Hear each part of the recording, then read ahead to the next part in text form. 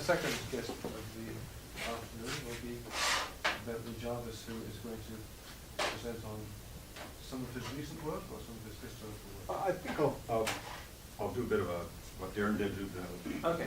where it all came from, how it all began. Oh, by the way, I'm going to get a red dot. Okay. Yeah, I initially started off thinking, well, when I was young and going through high school, I thought I was going to be a scientist, and then I discovered when I was 16 that I really wanted to be a painter, and I started being a painter and sculptor. And in about 1970, I was in art school, and I met a guy called Johnny Neon, who was doing electric art, and I became sort of his main student. We'd sit in the cafeteria and do circuit diagrams on serviettes and things. And I got very excited about the idea of using electronic sound with sculpture. So I started to investigate this whole thing, and I kind of pushed the sculpture aside for a long time. And I put a lot of time into trying to get an understanding of what sound was. Electronically generated, electronically processed, electronically recorded sound.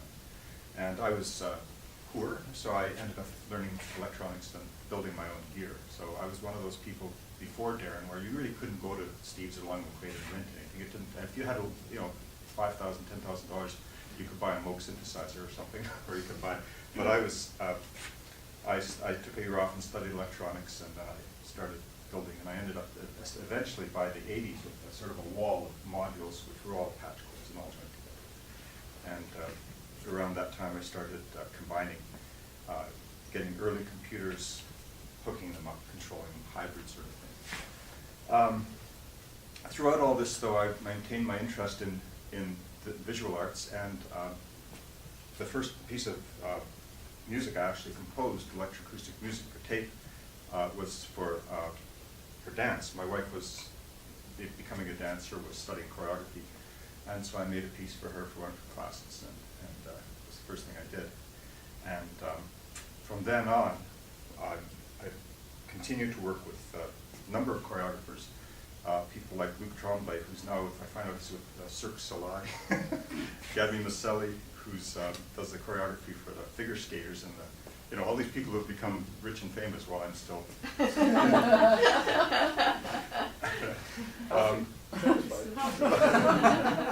My wife got injured out of dance and couldn't even walk for a year. So while she was doing that, she had originally also studied as a psychologist. So she decided to go on and become more of a psychologist. She got interested in neuropsychology, but simultaneously she got interested in classical Greek.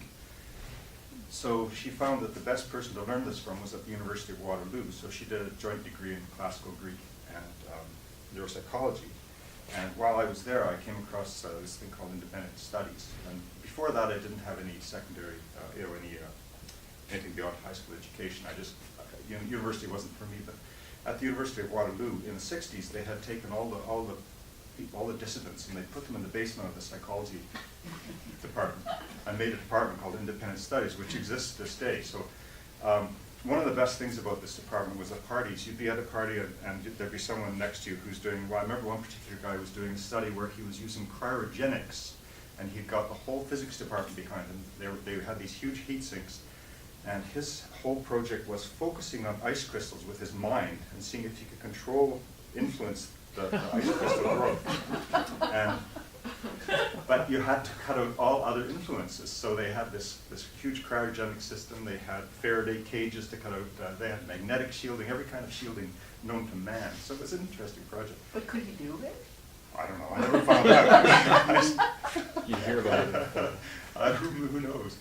However, it was a really interesting environment, and the reason I got involved with it, because I was just flipping through the calendar one day, I came across this guy called David Huron, who was doing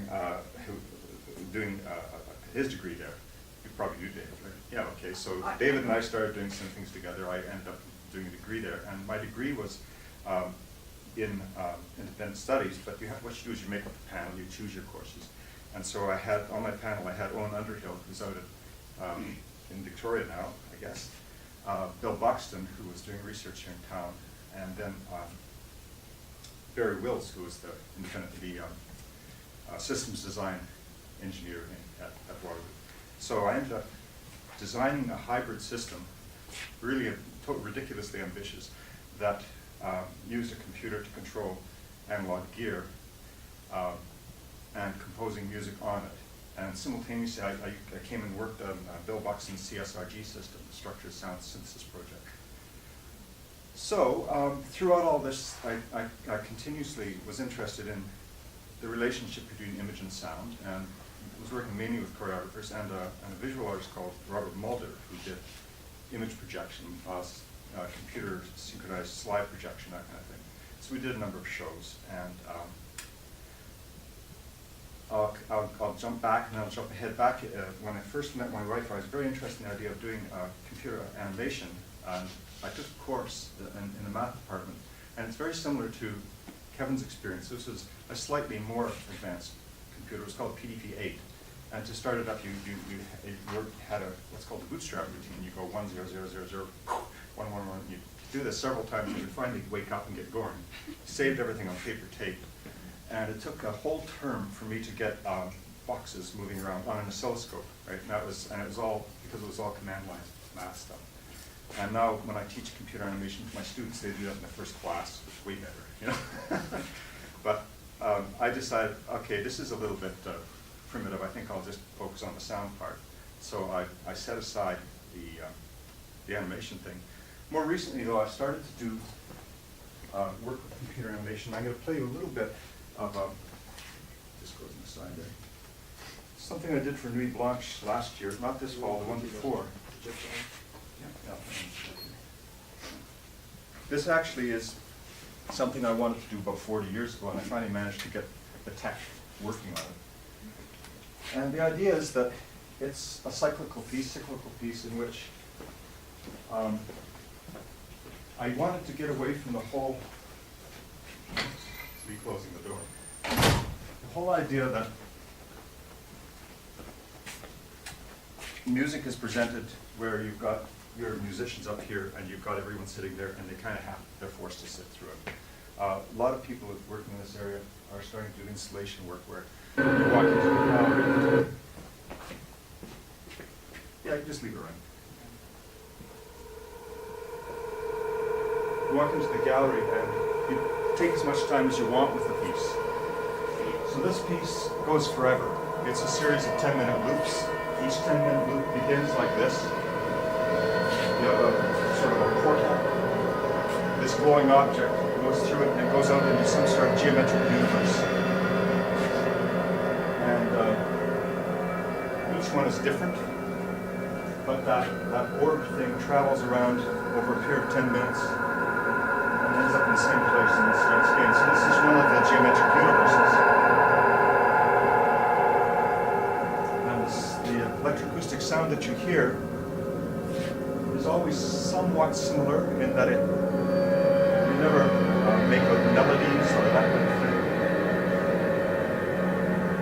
But it changes to suit. I'll just let it run for a couple of minutes to get an idea what it's like.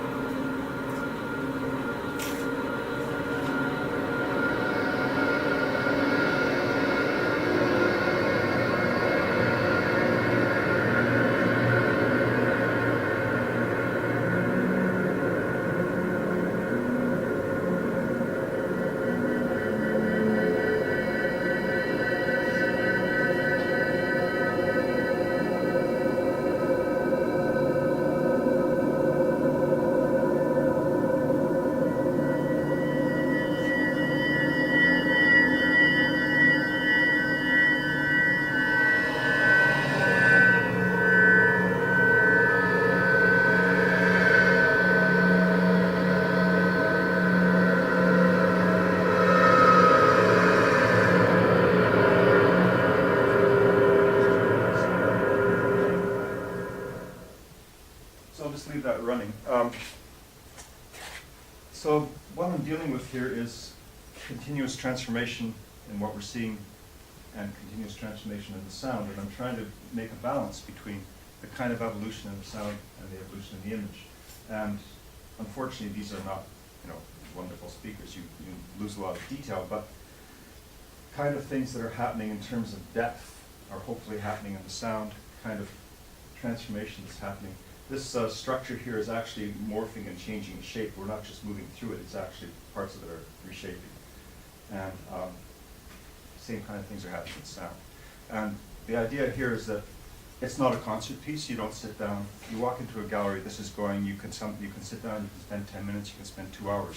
When I ran it here at the school, I had it rear projected in 7 different windows, and in each window you got a different part. So you could walk down the street and you could watch this one, and you would see the other ones going, and they're different points in time, right?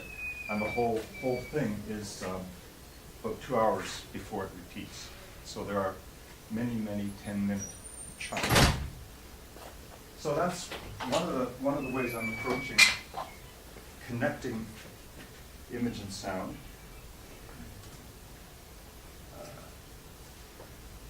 There is no automated connection then between the image and the sound. It's all you. In this case, it's all pre-done, all right? Yeah. Pre-composed.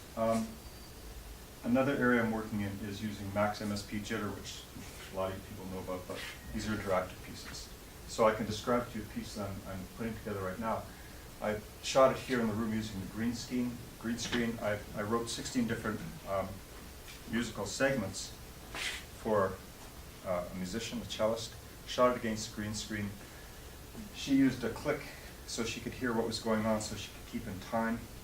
What happens in the piece? You walk into the gallery and nothing's happening. You don't hear anything or see anything. But if you stay in one position long enough, you'll notice on one particular monitor there's an outline of your body, and it gradually starts to redden up. And then on a screen over here, one of the musicians starts to play, all right?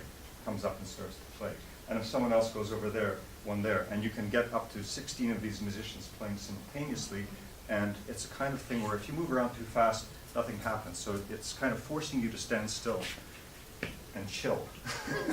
And then if you stand in a position, you're kind of doing the mix, you're bringing up that musician, and everything is set so that that's actually what is happening inside the program. All these musicians are playing simultaneously, they're all in sync, but you're only revealing particular ones depending where you are in the space. So you're going to see them and you can hear them. So if you can get 6 to 15 of your friends to come in, and you can all stand in the right positions, you'll get them all playing at once. But I don't know if you go to art galleries often, but usually there are only 2 or 3 people there. So I think of it as being a piece that's quite sparse. And it's a kind of piece where you reveal what's going on, you discover what's going on by interacting with it. How much time do we have, Rico? Another minute or 2? Yeah. Okay, so another. What I propose we can do is that while this will be the video portion of eContact, a lot of this can be done by documenting this Sure. with text and with images and Sure. with sound that can be in Sonos. Okay. So that it's nice for people to be able to watch and see who you are. Right.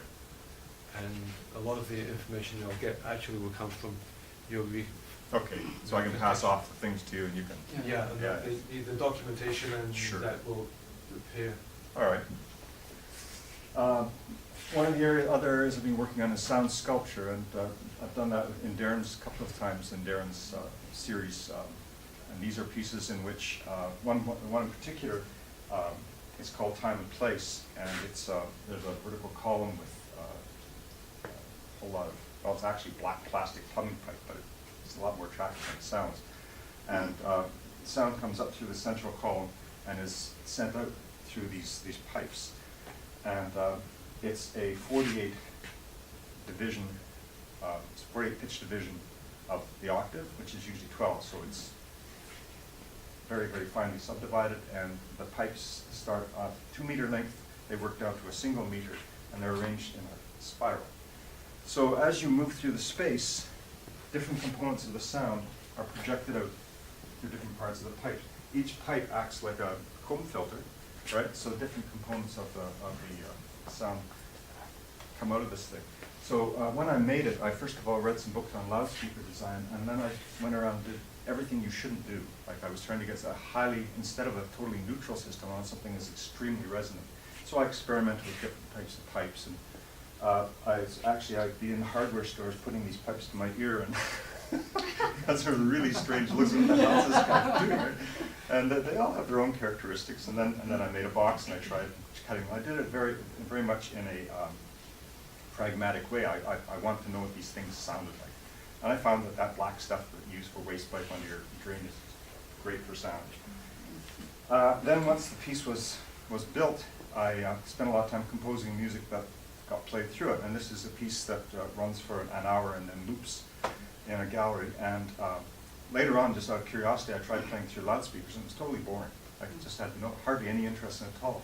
The interest was being generated by the structure, which was in itself an instrument. So it was highly resonant, and in this case, I was interested, the way something looks, the way something is manifested is determining how it's sounding, which to me was really interesting. I've just completed another one in which, if you can imagine a 4-foot by 4-foot box with 128 pipes sticking out of it, and you carved a spherical chunk out of it. So in this case, instead of using a logarithmic curve arranged in spiral, I've decided what I want to look at first. And I did this with computer simulations, all right? And then where you have, these things are arranged in a grid, 16 by 16, and between each of the 4 pipes is a loudspeaker, so there are 64 loudspeakers out in there, and they're all wired series parallel, so it's an 8-ohm load. So they're all doing this, and each of the pipes has a hole drilled in the side of it, so they're all being fed with the same amount of energy. And that spherical shape is determining, and the resonances as a consequence are determining what the sound is. And now I'm working on the music that goes through it. But it's very, very interesting as an instrument. Like it's a whole different thing. And so in that case, what you're seeing is what you're hearing, etc. That's probably enough. Okay.